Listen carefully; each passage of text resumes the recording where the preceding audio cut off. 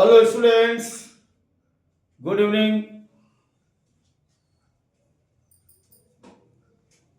Welcome to our YouTube channel Rahul sir bio Trivedi. तो बच्चों आज हम लोग एक नए क्लास को स्टार्ट करने जा रहे हैं जूलॉजी में, और आज की क्लास होगी हमारी एनिमल किंगडम लेसन 4 एनसीईआरटी प्राणी जगत या एनिमल किंगडम। तो इस चैप्टर के बारे में एक बात बता दें कि इसमें दोनों चीजें आपके साथ रहेंगी। कहीं कहीं पर आपको लर्न करना पड़ेगा और कहीं कहीं पर आपको इसमें समझना पड़ेगा। तो कॉन्सेप्चुअल भी है और लर्निंग भी है, दोनों बातों को एक साथ लेकर के चलेंगे। और चलिए बिना किसी बात को आगे बढ़ाते हैं, क्लास को स्टार्ट करते हैं। अब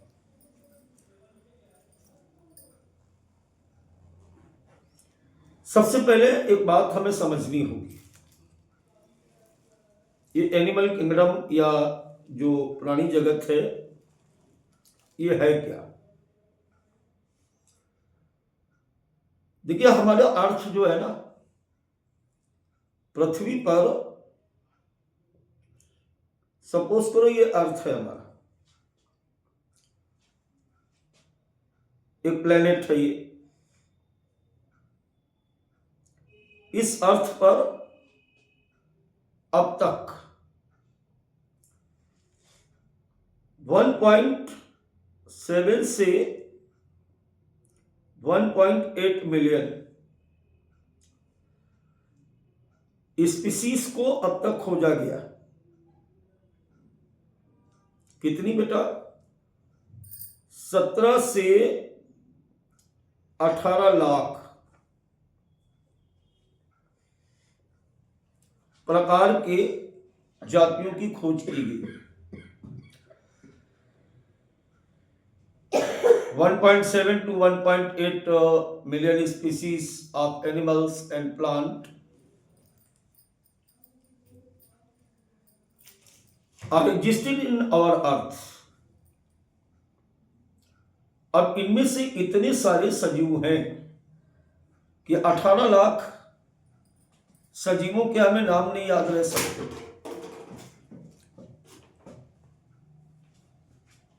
तो जब नाम याद नहीं रह सकते तो स्टडी को सुटेबल बनाने के लिए, सिंपल बनाने के लिए क्या किया गया? इसका क्लासिफिकेशन किया गया। क्या किया गया बेटा? इसका क्लासिफिकेशन किया गया, अर्थात सभी प्रकार के सजीवों का वर्गीकरण किया गया। अब बात ये आती है वर्गीकरण क्या है।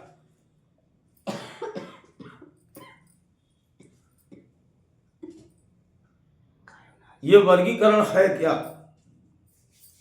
वर्गीकरण जो है ये वास्तव में सजीवों की समानता और असमानता को या कुछ दिखाई देने वाले लक्षणों के आधार पर उनको छोटे छोटे समूहों में बांटना,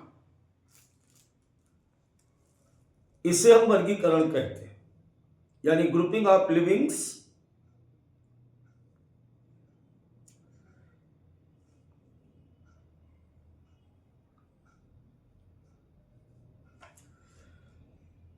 based on some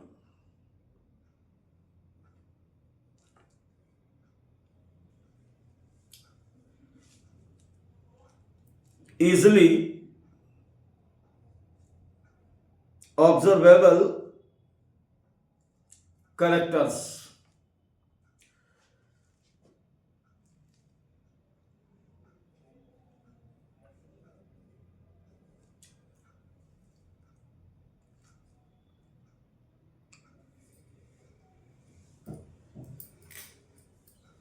हिंदी क्या हुई इसकी? सामान्य रूप से दिखाई देने वाले लक्षणों के आधार पर सजीवों को छोटे छोटे समूहों में बांटना, इसे वर्गीकरण कहा गया। अब इस वर्गीकरण से लाभ क्या है, क्यों किया गया? क्योंकि वर्गीकरण में ग्रुप कम हो जाएंगे। वैसे तो 17 लाख हैं, 18 लाख हैं, लेकिन जब वर्गीकरण करेंगे हम तो इनकी संख्या बहुत कम हो जाएगी। तो हम कम से कम समय में सभी प्रकार के सजीवों का अध्ययन आसानी से कर सकेंगे, इसलिए हमने वर्गीकरण किया। अरिस्टोटल से लगा करके और आर.एच. व्हिटेकर तक अलग अलग वैज्ञानिकों ने अपनी अपनी तरीके से सभी प्रकार के सजीवों को वर्गीकृत किया, क्लासिफाइड किया। सबसे लेटेस्ट जो वर्गीकरण है, ये लेटेस्ट वर्गीकरण बेटा जो है ये दिया आर.एच. व्हिटेकर ने।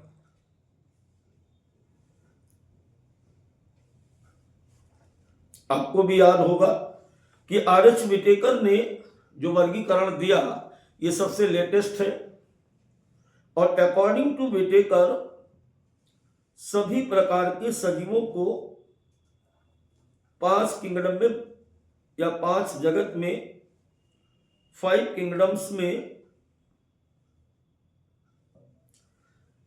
डिवाइड किया गया। इन्हें हम मोनेरा, प्रोटिस्टा,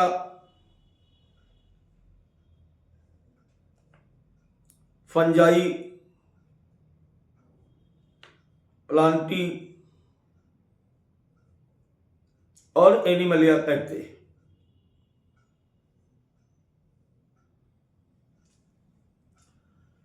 सभी प्रकार के सजीवों की अध्ययन को सुगम बनाने के लिए आर.एच. व्हिटेकर ने क्या किया कि 5 बड़े ग्रुप बनाए, जिसे हम 5 जगत कहते हैं: मोनेरा, प्रोटिस्टा, फंजाई, प्लांटी और एनिमलिया। यहां से जन्म लेता है प्राणी जगत, यहां से जन्म लेता है बच्चों किंगडम एनिमलिया। आपको याद होगा मोनेरा में एक कोष की, प्रोटिस्टा में यूकैरियोट एक कोष की, फंजाई में सारे कवक, प्लांटी में एल्गी से लेकर के एंजियोस्पर्म को स्थान दिया गया। अब इसके आगे हम लोग पर्सनली बात करेंगे एनिमल किंगडम की। अगर किंगडम एनिमलिया की बात की जाए तो अब पर्टिकुलरली हम लोग यहां पे बात करने वाले हैं किंगडम एनिमलिया की।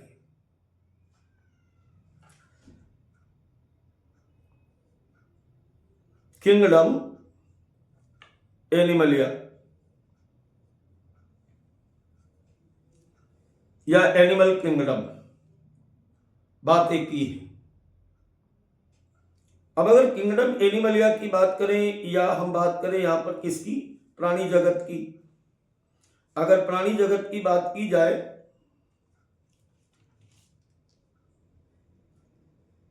तो केवल इस जगत के अंतर्गत लाखों प्रकार के सजीवों को रखा गया।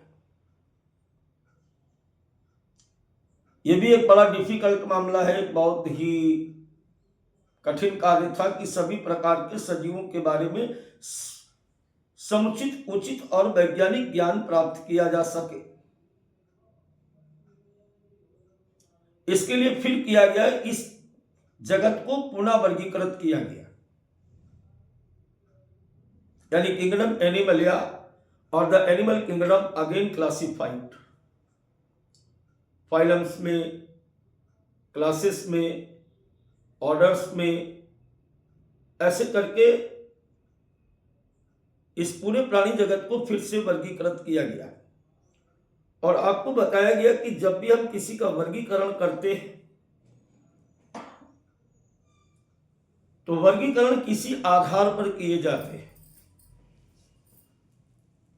आइए बात को समझते हैं कि किंगडम एनिमलिया का बेसिस क्या है। व्हाट इज बेसिस ऑफ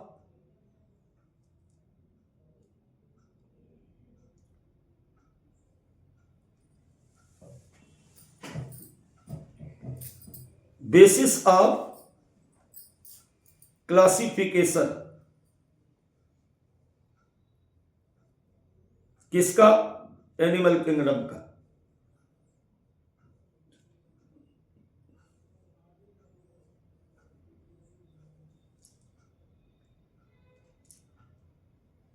वर्गीकरण का आधार। सजीव जगत के वर्गीकरण का आधार क्या था? ऊपर मैंने क्या कहा आपसे कि इजली ऑब्जर्व होने वाले लक्षणों के आधार पर हम वर्गीकरण करते हैं। तो जब जंतु जगत को या प्राणी जगत को वर्गीकृत किया गया तो उसके बेसिक आधार क्या थे, किस आधार पर सजीवों को वर्गीकृत किया गया? वो आधार बेटा निम्न है। नंबर 1,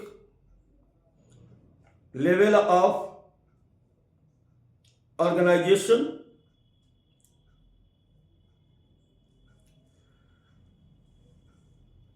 संगठन के स्तर।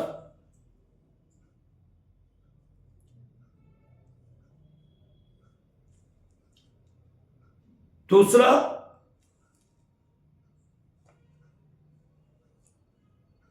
सिमेट्री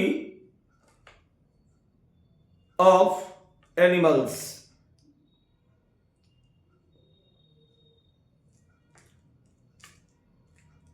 सममित। तीसरा है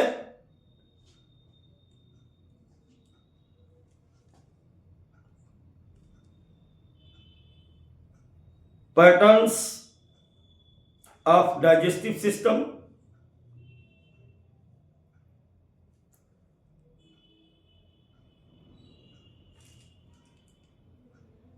पाचन तंत्र का प्रकार। चौथा है पैटर्न ऑफ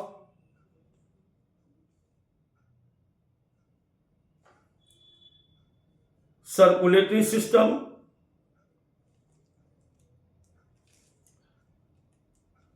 परिसंचरण तंत्र।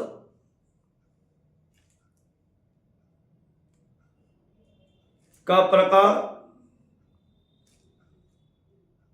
इसके अलावा पांचवा embryonic development.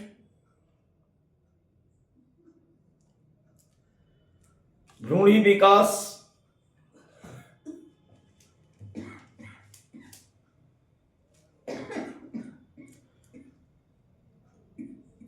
Type of coelom.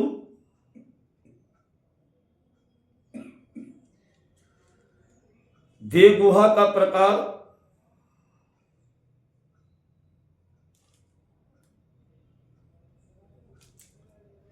और सातवां कैरेक्टर यहां पे लिया गया नोटोकार्ड।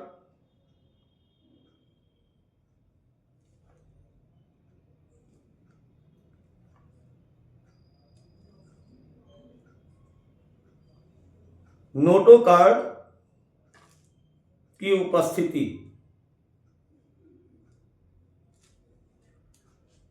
तो सजीव जगत को हम इस 7 लक्षणों के आधार पर वर्गीकृत करते हैं।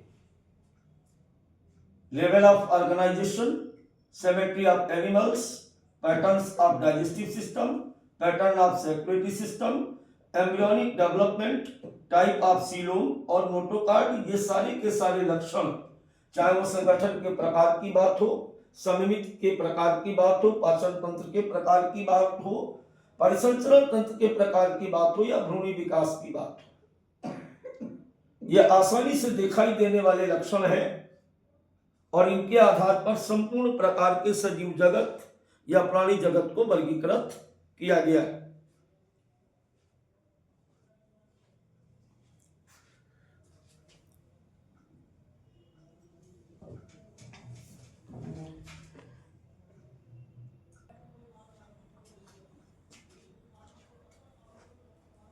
अब बेटा यहां पर हम बात कर रहे थे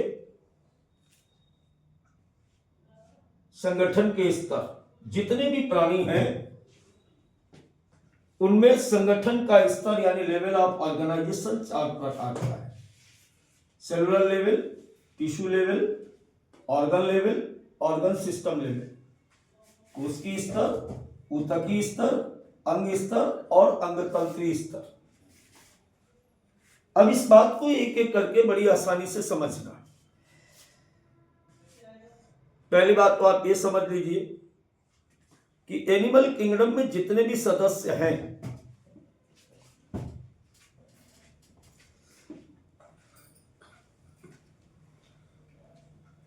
वो सभी प्रकार के सदस्य जो होते हैं वो मल्टी सेलुलर है,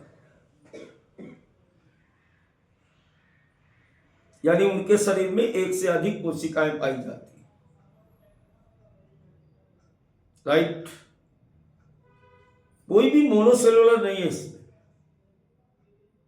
एक कोशिकीय सजीव नहीं आते इसके अंतर्गत।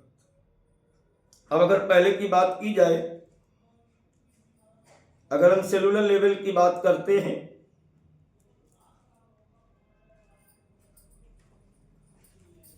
ऊपर मैंने हिंदी लिखी है कोशिकीय स्तर के संगठन के बारे में।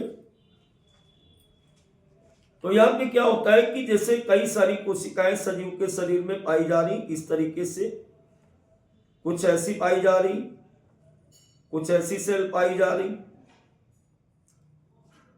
सभी प्रकार की कोशिकाएं जुड़ी तो हैं आपस में, लेकिन सभी प्रकार की कोशिकाएं कार्य के आधार पर अलग अलग हैं, अपना अपना काम करती है। मान लेते हैं जैसे ये लाल वाली सेल जो है ये हमारा डाइजेशन कर रही है, दूसरी जो है ये रिस्पिरेशन कर रही है, ये लोकोमोशन कर रही है, ये रिप्रोडक्शन में पार्टिसिपेट कर रही है। कोशिकाएं सारी हैं लेकिन कोई भी कोशिका दूसरा काम नहीं कर रही है, सब एक साथ आपस में जुड़ी भी हैं, लेकिन इनमें लेवल ऑफ डिवीजन पाया जाता है।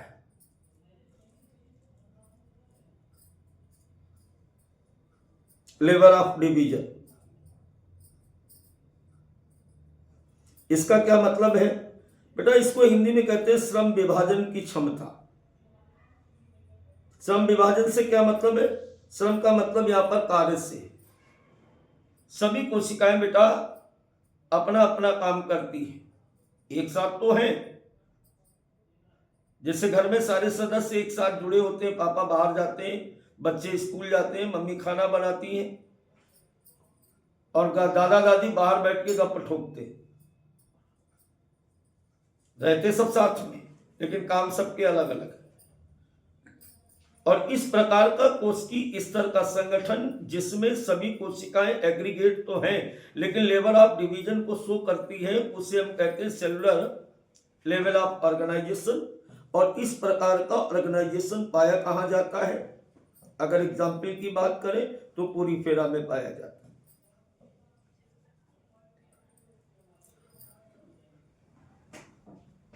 अब देखिए दूसरी बात करें,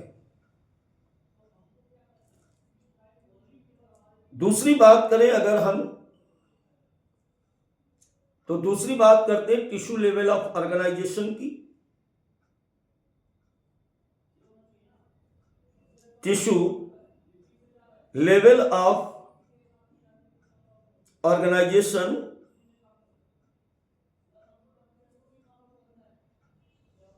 ऊतकीय संगठन का शरीर।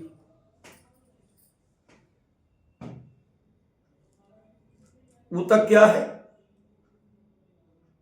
कई सारी कोशिकाएं जब एक ही कार्य को करने के लिए आपस में, जैसे अब पहले एक कोशिका जो काम कर रही थी वो कई सारी कोशिकाएं मिलकर काम करने लगी,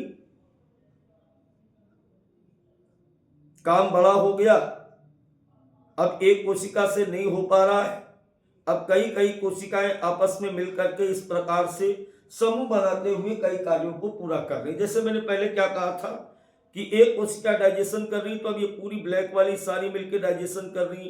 पहले एक कोशिका लोकोमोशन कर रही थी, अब ये सारी मिलकर कर रही। इसी प्रकार ये एक कोशिका पहले रिप्रोडक्शन कर रही थी, अब सारी कर रही। कोशिकाओं के समूह को ऊतक कहते हैं। और जहां पर ऊतक कार्यों को संपादित करते हैं। अगर किसी जंतु के शरीर में पाए जाने वाले टिश्यूज किसी एक काम को करने लगे, कोशिकाओं के समूह काम करने लगे, तो ऐसे संगठन को हम कहते हैं ऊतकी संगठन। और इस प्रकार का संगठन पाया जाता है फाइलम सीलेंट्रेटा में। पहले मैंने बोला कि दोनों काम करने, इसमें समझने वाला भी है और याद भी करना पड़ेगा। धीरे धीरे जो विकास हुआ, पृथ्वी की दशाएं बदली, नए जंतुओं का विकास हुआ। और अब क्या हुआ कि कई सारे टिश्यू आपस में जुड़े, और टिश्यू जुड़ करके, ऊतक आपस में जुड़ करके टिश्यू सिस्टम बनाते हैं, ऊतक तंत्र बनाते हैं। और ये टिश्यू सिस्टम एक दूसरे के साथ जुड़ करके अंगों का निर्माण या ऑर्गन का निर्माण करने लगे, अंग बनने लगे। तो जो काम कभी एक कोशिका के द्वारा पोरीफेरा में हो रहा था, एक ऊतक के द्वारा सीलेंट्रेटा में हो रहा था, वही काम अब कई सारे ऊतक तंत्र मिलकर के एक अंग बना रहे, उस अंग के द्वारा वो काम संपादित होने लगा। और ऐसे जंतुओं को का जो संगठन का स्तर है उसे हम कहते हैं organ level grade body organisation. इसे क्या बोलेंगे? अंग स्तरीय संगठन, अंग स्तरीय संगठन, ऑर्गन लेवल ऑफ ऑर्गेनाइजेशन। और ये ऑर्गन लेवल ऑफ ऑर्गेनाइजेशन खास करके हमें कहां देखने को मिलेगा? एग्जाम्पल की अगर बात करें तो प्लेटीहेल्मिन्थीस में यह हमें देखने को मिलेगा, प्लेटीहेल्मिन्थीस में, जिसके अंतर्गत फैसियोला, हिपैटिका, टिनिया सोलियम जैसे जंतु आते हैं, चपटे जंतु।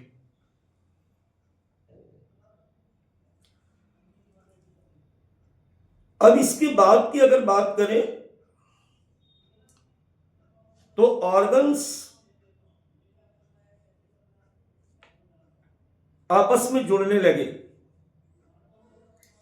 और इन्होंने मिलकर के एक सिस्टम बनाया जिसको कहते हैं ऑर्गन सिस्टम। यानी एक ही कार्य को करने के लिए कई अंग आपस में जुड़ने लगे। जैसे पाचन तंत्र की बात करें तो lips, teeth, tongue, palate, epiglottis, oesophagus, cardiac, fundic, pyloric, stomach, duodenum, ileum, rectum, colon, caecum, anus, vermiform appendix, pancreas, liver, ये सब अंग हैं, लेकिन सारे के सारे आपस में जुड़ करके किसी एक काम को कर रहे हैं। और वो काम क्या है? भोजन को पचाना।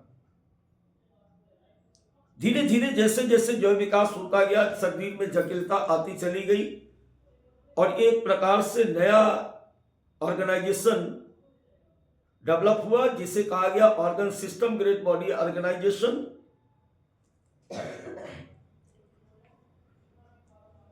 ऑर्गन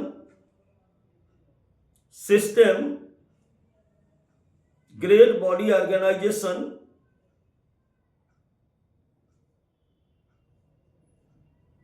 अंग तंत्री स्तर का शरीर, अंग तंत्री स्तर। और ये कहां पाया जा रहा है? ये पाया जाता है एस्केल्मेंथीस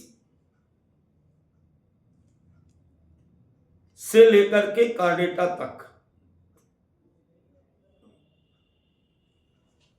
एस्केल्मेंथीस, annelida, arthropoda, mollusca, echinodermata, hemichordata, chordata, सभी में organ system grade of body organisation पाया जाता है। तो यह था हमारा पहला क्लासिफिकेशन का बेसिस। अब हम लोग बात करते हैं बेसिस नंबर 2,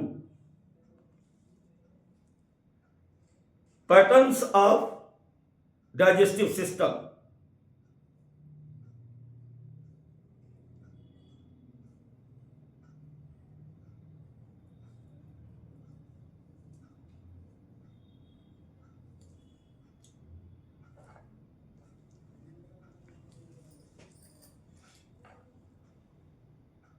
पाचन तंत्र का प्रकार,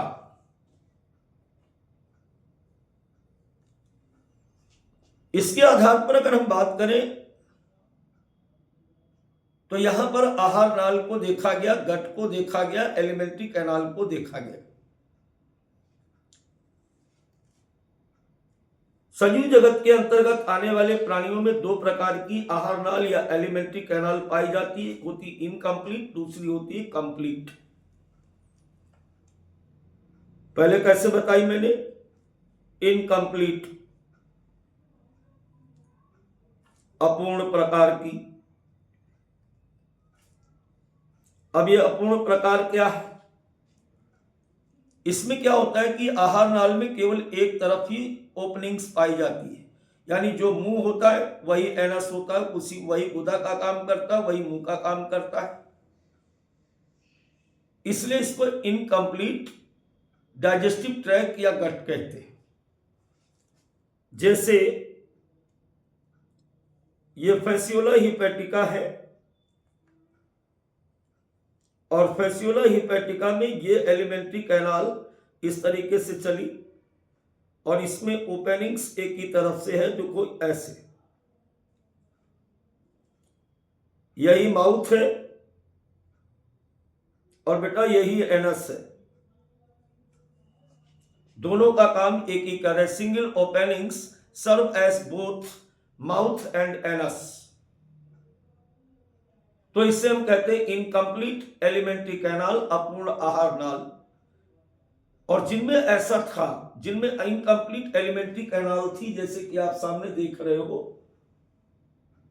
ऐसे सभी सजीवों को रखा गया प्लेटीहेल्मिन्थीस में।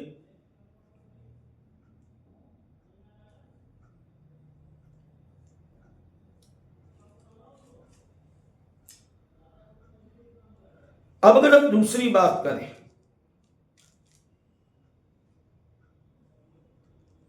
कुछ सजीव ऐसे थे, कैसे थे, जिनमें कंप्लीट एलिमेंट्री कैनाल या गट पाई जाती है। पूर्ण विकसित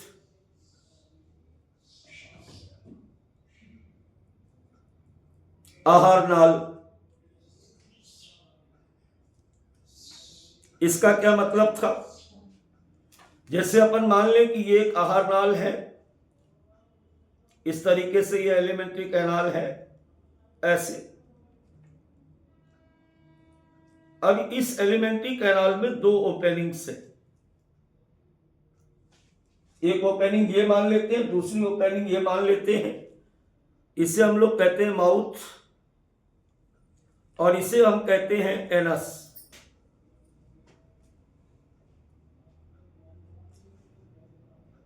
ऐसी एलिमेंट्री कैनाल को हम बोलते हैं, क्या बोलते हैं इसको? कंप्लीट आहार नाल। और जिनमें कंप्लीट आहार नाल थी उनको अलग रखा गया, यानी एस्केलमेंथीस से लगा करके कॉर्डेटा तक के जितने भी सदस्य हैं। अगर हम एग्जाम्पल की बात करें तो एस्केलमेंथीस फाइलम से लेकर के कॉर्डेटा तक के सभी प्रकार के सदस्यों को इस ग्रुप में एलिमेंट्री कैनाल के पैटर्न के आधार पर रखा गया। यहां तक बच्चों आपको पूरी बात समझ में आ गई होगी। चलिए अब हम बात करते हैं इसके आगे की।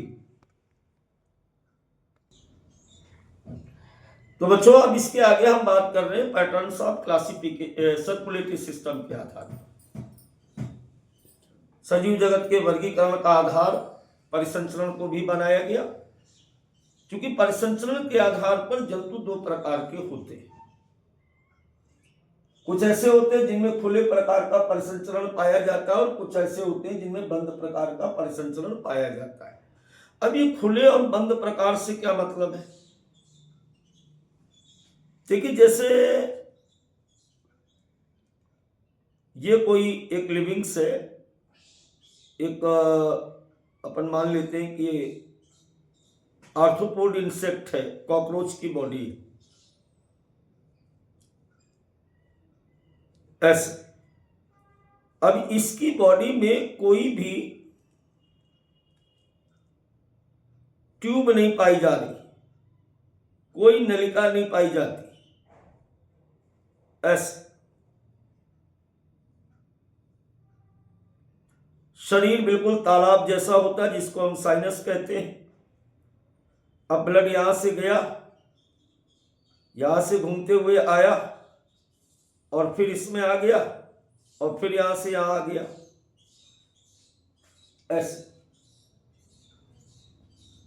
यानी जब किसी शरीर में या जंतु के शरीर में रुधिर बिना धमनी, शिरा और केशिकाओं के बहता है, blood circulated without any vessels, artery, veins और कैपिलरीज, तो इस प्रकार के पैटर्न को बेटा हम कहते हैं, क्या कहते हैं इसको हम? Open type. अभी ओपन टाइप कहां पे होता है? Open type blood circulation found in the, example की अगर बात करें तो बेटा ये पाया जाता है आर्थ्रोपोडा में, ये पाया जाता है मोलस्का में। दो जगह पे ये पाया जाता है मोलस्क में।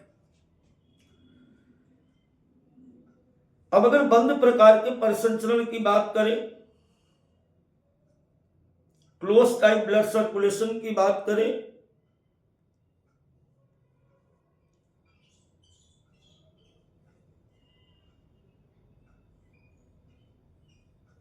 तो अगर ब्लड जो होता है ब्लड सर्कुलेटेड इन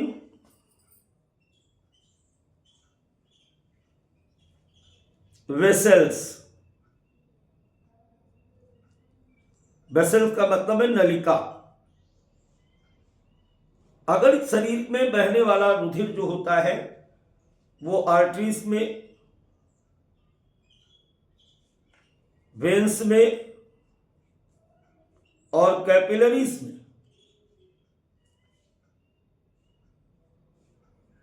में बहता है, किसमें? धमनी में, शिरा में या शिराओं में या केशिकाओं में बहता है।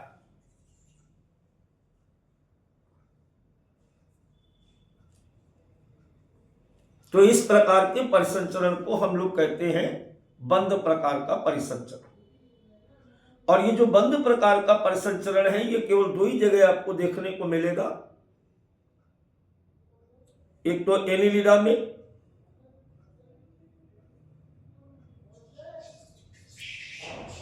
कॉर्डेटा में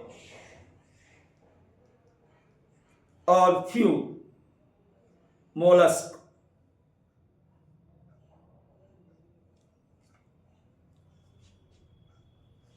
तीन जगह पर इस प्रकार से दिखाई देता है। अब ये हमारे कई सारे करेक्टर बच रहे हैं बच्चों। ये आज की स्ट्रीमिंग, आज की क्लास यहीं तक रहेगी। आगे की क्लास हम लोग कल करेंगे, एक आवश्यक कार्य की वजह से यहां पर बंद किया जा रहा है अभी। कल मिलते हैं इसी चैनल पर ठीक 8 बजे, फिर से इसी के आगे। तो कल हम लोग बात करेंगे जो बचे हुए बेसिस हैं इसी के, जैसे सिमेट्री है, नोटोकार्ड है, सेगमेंटेशन है, एम्ब्रियोनिक डेवलपमेंट के आधार को वर्गीकरण में कैसे शामिल किया गया, इन तमाम बातों की जानकारी के लिए फिर मिलते हैं एक नई क्लास में। तब तक के लिए गुड नाइट।